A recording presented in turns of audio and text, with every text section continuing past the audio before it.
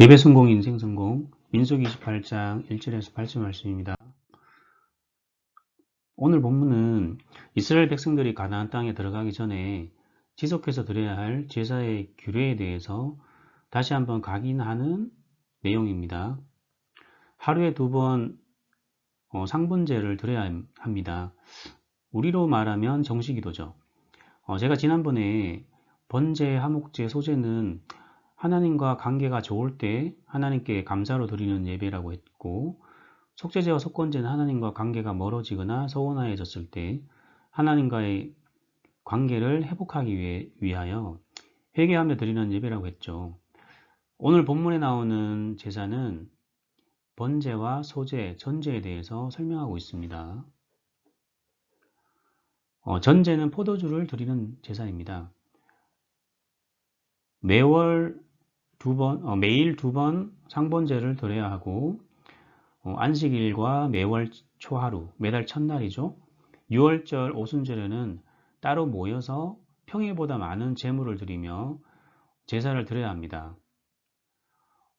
그리고 상번제는 늘 하루에 2번 빠짐없이 드려야 합니다. 안식일 초하루, 6월절 오순절 날에도 상번제는 매일 2번 드려야 돼요. 상번제 때 드리는 예물은 흠없는 수양을 아침 저녁에 한 마리씩 태워서 번제로 드리고요. 곡식을 갈아서 기름과 섞어서 태우는 소제를 드리고 포도주를 붓는 전제를 하나님께 드렸습니다. 번제는 제가 예전에 올라라고 했죠. 수양이나 수염들을 해체한 뒤에 완전히 태워서 그 향기를 하나님께 드리는 제사입니다. 하나님께 온전히 나를 드리는 예배라고 할 수 있죠. 소제는 민하라고 하죠. 곡식을 갈아서 고운 가루로 낸 뒤에 성령을 상징하는 기름을 섞어서 태우는 제사입니다. 소제도 마찬가지예요. 나의 자아가 완전히 무너지고 예수주인 된 예배라고 할 수 있는 거죠. 전제는 네세크라고 하는데 붓다 쏟다의 뜻이 있습니다. 포도주를 희생제물 위에 부어서 드리는 제사입니다. 포도주는 피를 의미하고요. 예수님께서 자신의 피를 쏟아서 우리의 죄와 저주를 해결하고 승리하셨다는 것을 의미합니다. 상번제에서 알 수 있듯이 예수가 주인된 예배를 하나님이 받으시죠. 그렇다면 예수가 주인된 예배란 어떤 예배일까요? 제일 먼저 구원의 감사와 감격이 넘치는 예배죠. 고백을 많이 하면 구원의 감사와 감격이 넘치게 되어 있습니다. 그리고 그리스도 안에서 자유와 해방을 누리는 예배죠. 환경과 상관이 없죠. 환경이 좋으면 감사할 수 있죠. 하지만 환경이 나쁘더라도 그 그리스도 안에서 자유와 해방을 누리는 예배가 예수가 주인된 예배입니다. 그리고 하나님의 능력을 체험하는 예배입니다. 당연히 예수가 주인되면은 어떤 환경에서도 자유와 해방을 누리고 그 그리스도의 능력을 체험하게 되겠죠. 이 사람은 결국 예배에 성공하기 때문에 결국 승리하게 됩니다. 서론에서 불안할 수밖에 없는 세상에 살고 있지만 염려를 하지 않아도 되는 3가지 이유가 있다고 했죠. 첫 번째는 우리에게 복음을 주셨습니다. 창세기 3장 15절이죠. 우리는 이미 영원한 것을 얻었어요. 그리고 하나님 자녀의 신분과 권세를 주셨죠. 기도를 의미합니다. 우리는 기도할 수 있어요. 불신자들은 문제 오면 다른 해결책을 찾기 위해서 여러 가지 방법을 찾잖아요. 하지만 우리는 기도하면 돼요. 그래서 두려워할 게 없는 거예요. 심각한 문제가 있다면 사단은 그 문제를 통해서 우리를 공격하려고 하지만 하나님은 그 문제를 통해서 우리를 축복하려고 하십니다. 이게 다른 거예요. 불신자들과는. 그리고 3번째는 예배할 수 있는 축복을 주셨습니다. 올바른 예배를 회복할 때 하나님 만날 수 있죠. 그리고 보좌의 능력을 누릴 수 있습니다. 올해는 두 가지는 꼭 치유받았으면 좋겠어요. 첫 번째는 영적인 시달림에서 해방받아야 됩니다. 우울하거나 불안, 강박, 염려, 상처, 비교의식, 인간관계의 문제, 낮은 자존감, 설명할 수 없는 시달림, 다른 사람한테 설명할 수 없는 그런 시달리는 문제가 있거든요. 그래서 이런 영적인 문제라고 하니까 좀 막연하잖아요. 사실은 그게 시달리는 거거든요. 그래서 이런 시달림에서 치유받아야 됩니다. 원래는. 그리고 두 번째는 경제 치유를 받아야겠죠. 경제는 바닥에서 시작하면 돼요. 그래서 지금 하고 있는 일을 최선을 다하면 됩니다. 그게 전문성이죠. 다른 사람과 비교할 필요 없어요. 다른 사람과 비교하면 좀 비참해집니다. 굳이 비교하려면 나를 비교하십시오. 어제의 나와 오늘의 나를 비교하세요. 어제의 나보다 오늘의 나가 더 발전되어 있다면 그 사람은 성공한 거예요. 그래서 매일 발전된 뇌가 쌓여서 그게 전문성이 되고 나중에는 약간의 그런 시드머니, 종잣돈이 모아지면 그 종잣돈을 가지고 저축과 투자를 하시면 됩니다. 공부를 많이 해야 돼요. 이 부분은. 그리고 그 분야에 이미 성공한 사람이 있다면 그 사람한테 배우고 그 사람이 하는 방법을 그대로 따라하면 되겠죠. 뭐 요즘에 주식과 부동산 필수입니다. 요즘에는. 안 그러면 그냥 가만히 두면 그냥 돈은 휴지처럼 돼요. 그래서 반드시 이렇게 자산에 투자를 해야 됩니다.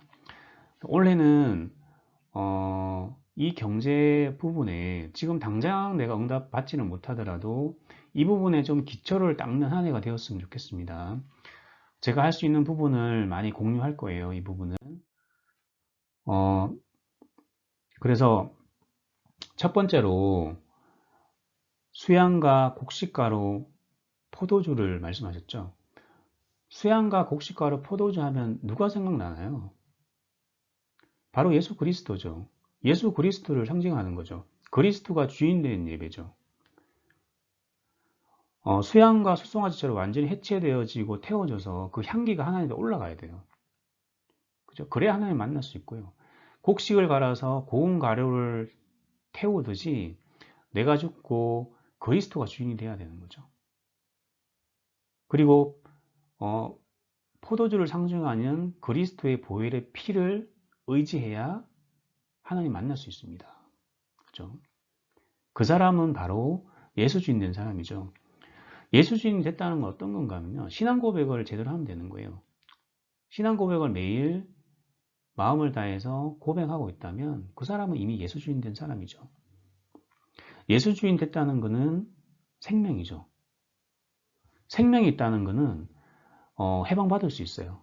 그런 운명에서 해방받을 수 있고요. 문제가 있더라도 그 문제에 매이지 않고 자유와 해방과 행복이 좀 있습니다. 그 길대로 쭉 가시면 결국은 승리하게 되겠죠. 흑암이 꺾이기 때문에 승리하는 인생을 살 수밖에 없습니다. 하지만 반대로 내가 주인 됐다는 것은 종교예요. 종교. 묶임이죠. 시달리게 되고 결국 실패하게 됩니다. 내가 막 10년 동안 신앙생활 했는데도 불구하고 여전히 묶여 있다면 종교생활하고 있지는 않는지 한번 고민을 해봐야 될 것 같아요. 내가 주인된 예배를 드리고 있지는 않는지 다시 한번 생각을 해봐야 될 것 같습니다. 만약에 예수 주인된 예배를 드리고 있다면 시간이 지나면 생명이기 때문에 해방과 자유가 있고요. 성공의 길로 가게 되어 있습니다. 반드시. 요한복음 5장 24절과 로마서 5장 8절 하나님께서 그리스도를 보내사 우리에게 자유와 해방을 이미 주셨죠. 그래서 올해는 불안과 질병으로부터 해방받는 한 해가 되셨으면 좋겠습니다. 이 그림은 제가 예전에 초등부 교사할 때 만들었던 그림인데 지금 보니까 되게 괜찮은 것 같아요. 우리가 과거에 하나님을 떠나서 죄와 사단의 이런 근본 문제에 노출되어 있었죠. 그래서 아무리 종교와 선행과 철학과 명상으로 이런 저주재앙이 들어오지 않도록 아무리 애를 써도 들어올 수밖에 없죠. 저주재앙은 해결이 안 되죠. 그래서 우리가 예수 그리스도를 구주로 영접하고 그리스도의 피가 우리 인생의 막으로 우리를 보호하고 있잖아요. 그러면 이 흑암이 우리를 어떻게 할 수 없고요. 흑암이 우리에게 들어올 수 없는 거예요. 그죠? 그러면 237 치유 서밋 정답을 누리게 되는 거죠. 두 번째는 이 선명한 그리스도 복음을 상징하는 게 재물이라고 그랬잖아요. 이 재물을 이제 현장에서 드려야 되는 거예요. 교회 안에서만 이 재물을 드리는 것이 아니라요. 이 재물을 현장으로 가지고 와서 현장에서 드려야 됩니다. 재물은 그리스도를 상징한다고 했죠. 현장에서 온전한 예물을 드린다는 것이 바로 온전한 예배입니다. 온전한 예물이 뭘까요? 바로 예수 그리스도를 온전하게 고백하는 것이 가장 완전한 예물이라고 할 수 있는 거예요. 성막, 회막, 장막 말씀하셨는데 성막은 구별된 자로서 거룩한 삶을 사는 거죠. 그래서 우리는 세상 사람들과는 다른 구별된 인생을 살아야 되고요. 그래서 회막, 현장에서 하나님을 만나야 됩니다. 오해는 뭐 하든. 그리고 장막, 내가 교회가 되어서 쉴 수 있는 텐트가 되어서 사람들이 와서 쉴 수 있는 장막이 되어야 되죠. 현장 교회가 되어야 되는 것이죠. 그래서 온전한 고백, 온전한 제물을 하나님께 매일 드려야 됩니다. 하나님이 가장 기뻐하시는 것은 다른 것이 아니에요. 온전한 고백이에요. 온전한 고백을 드리는 것이 온전한 제물을 드리는 것입니다. 아까 말씀드렸던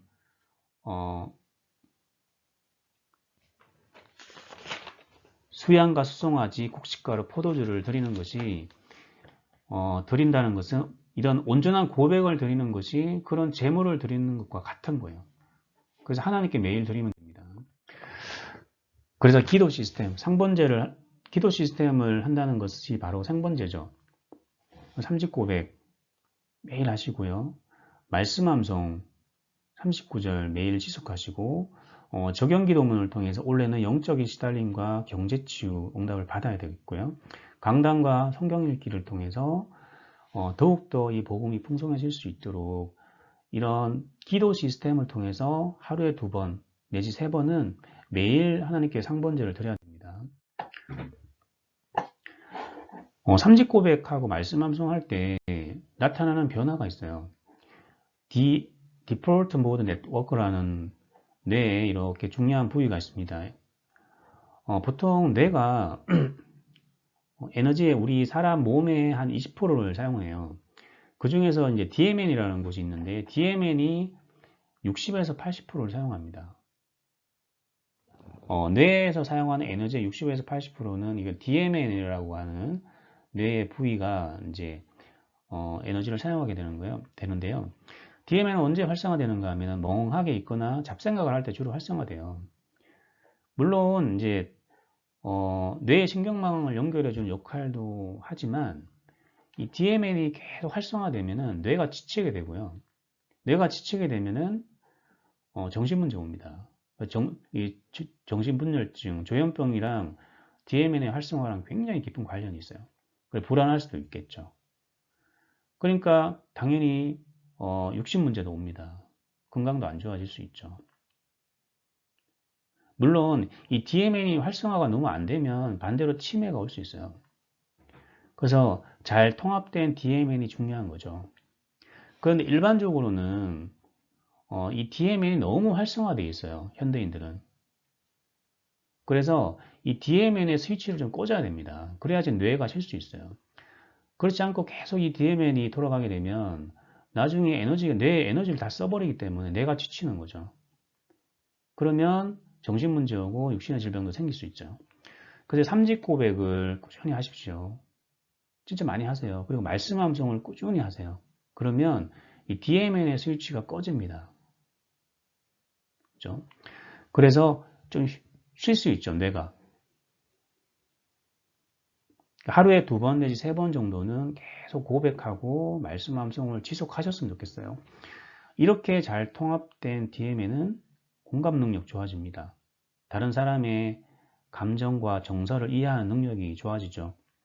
그리고 유연한 자기인식, 자기 자아에 대해서 좀 더 좋게 인식해요. 긍정적으로. 사회성이 좋아지죠. 공감 능력이 좋아지기 때문에. 그리고 자기를 컨트롤할 수 있는 능력이 좋아지는 거예요. 그리고 통찰력도 향상되어집니다. 그러면 행복해져요, 조금. 그리고 창의력도 발달되어지고, 뭐 간단하게 얘기하면 사람이 굉장히 스마트해집니다. 안정감이 있고 스마트해져요.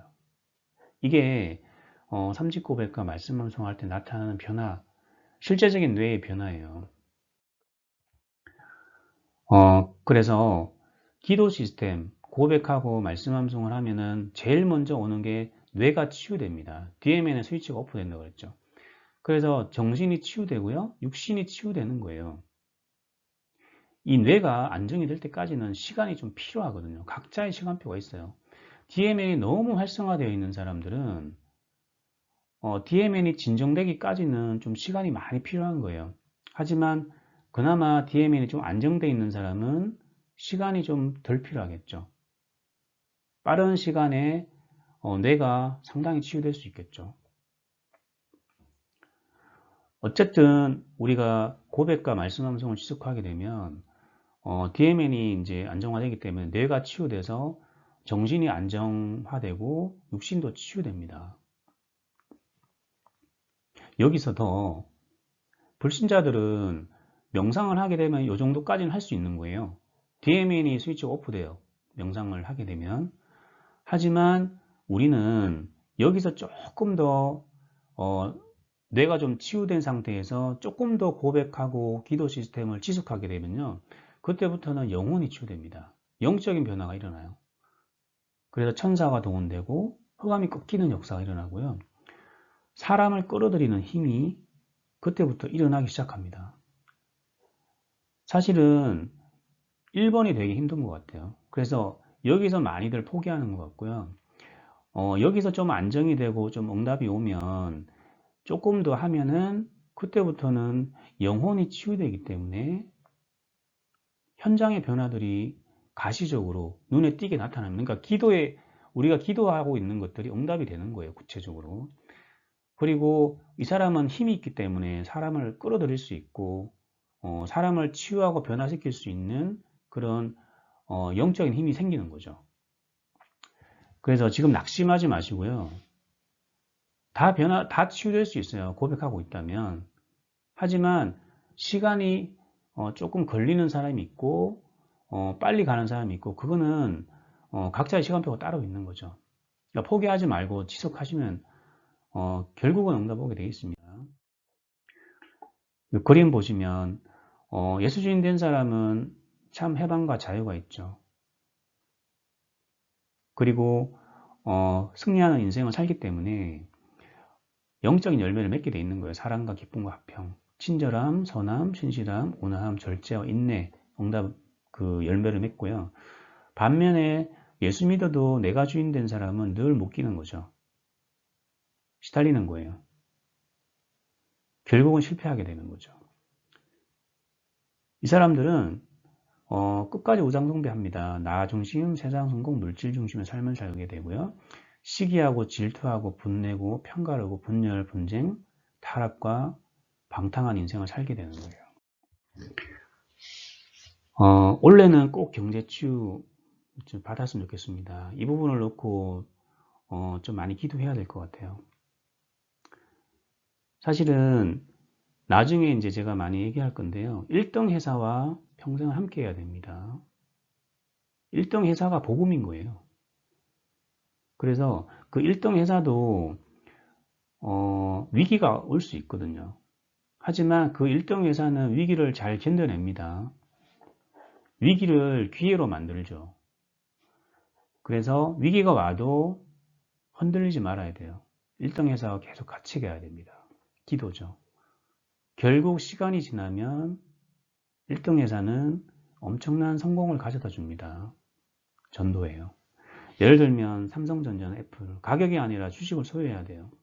이 1등 주식을 평생을 가지고 가야 됩니다. 예를 들어서 이 1등 주식을 바꿀 때는 언젠가 하면 1등이 2등 될 때, 예를 들어 삼성전자가 1등이었는데 한 5년 뒤에 가보니까 뭐 현대차가 1등이 됐어요. 그러면 현대차로 바꿔야 돼요.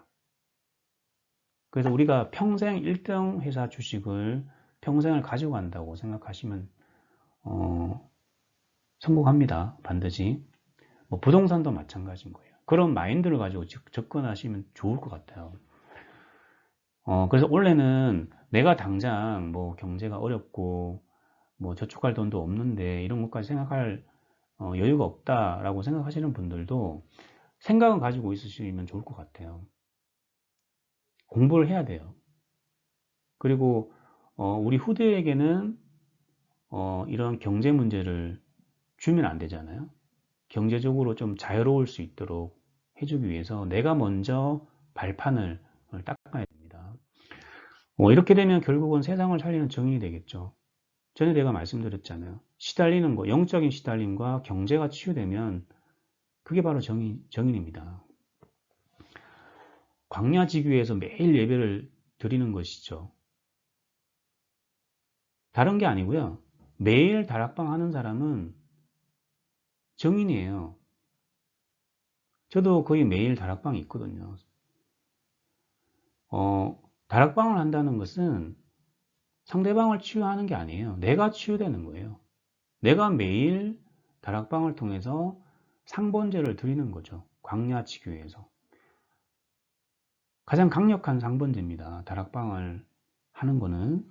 그래서 원래는 다락방을 하지 않고 계시다면 다락방 문이 열리는 응답을, 그래서 한 사람이라도 계속 꾸준하게 지속해서 다락방을 지속하는 그런 응답을 누리는 한 해가 되었으면 좋겠습니다. 그리고 또 매일 미션홈, 다락방을 계속 꾸준히 하고 계신 분들은 미션홈, 제자를 세우는 응답을 누렸으면 좋겠어요. 내가 다락방을 하는 사람이 또 다락방 문을 열고 다락방을 지속하는 그런 제자를 세우는 응답, 그런 사람을 한 사람이라도 세우는 응답을 누리면 좋겠어요. 그리고 그런 제자를 몇 명 세우면 지교회가 되는 거죠. 지역과 현장을 치유하는 그런 지교회가 응답을 누리게 되는 것이죠. 그래서 237 현장을 살리는, 다민족을 살리는, 그리고 빈 곳을 살리는 그런 지교회 응답을 누리면 좋겠습니다. 결론인데요. 우리는 보좌와 신분과 권세의 배경을 가지고 있어요. 하나님이 영세전에 우리를 부르셨죠. 그러니까 두려워할 필요가 없는 거예요. 영세전에, 우리가 태어나기도 전에 하나님은 우리를 부르셨어요. 시작하셨거든요. 그리고 우리가 태어나서, 세상에 태어나서 시간이라는 흐름 속에 우리를 하나님이 보내셔서 어느 시간표에 하나님 우리를 하나님 자녀로 부르셨죠. 영접해서 하나님 자녀로 부르셨죠. 그리고 이 다락방에 오게 만드셨죠. 그죠? 237 언약이라는 것은요, 다른 게 아니고요. 영원한 언약과 시대적인 언약입니다. 우리는 이미 하나님 자녀가 됐기 때문에 영원한 언약, 그리스도를 소유했죠. 그리고 시대적인 언약은 세계복음화, 전도의 언약도 우리에게 주셨어요. 영원한 언약과 시대적인 언약을 놓치면 어떻게 되냐 하면요. 자꾸 하나님 떠나게 돼요. 그래서 이 언약을 꼭 붙잡아야 돼요. 이 언약을 붙잡았다면 이때부터는 싸움입니다. 선한 싸움. 싸워야 치유되거든요. 제가 두 가지 얘기 들었잖아요. 시달림과 경제 치유. 그래서 이 부분을 놓고 계속 기도하면서 도전해야 됩니다. 원래는 선한 싸움을 해야 됩니다. 하나님이 시작하셨기 때문에 우리가 싸우려고 마음 먹으면 하나님이 반드시 도와주실 거예요. 두려워하지 마시고 이 문제를 놓고 올해는 치열한 영적 싸움을 하시는 한 해가 되었으면 좋겠습니다. 그러면 시간표가 옵니다. 서밋의 시간표가 옵니다. 승리하는 시간표가 오고요. 안식의 시간표가 옵니다. 그러면 정인이 될 수 있죠. 올 한 해는 메시지보다는 좀 그 치유 쪽으로 해서 좀 많이 도움을 드렸으면 좋을 것 같아요. 그리고 좀 어렵게 하는 메시지보다는 조금 쉽고 단순하게 좀 하려고 노력을 하려고 합니다. 그래서 뭐 제 방에 뭐 도움이 될 수 있는 분들이 있으면 뭐 제 방에 초청하셔도 상관없어요. 아무나 초청하셔도 상관없습니다. 한 주간 이 은혜 누리시면 좋겠습니다. 감사합니다.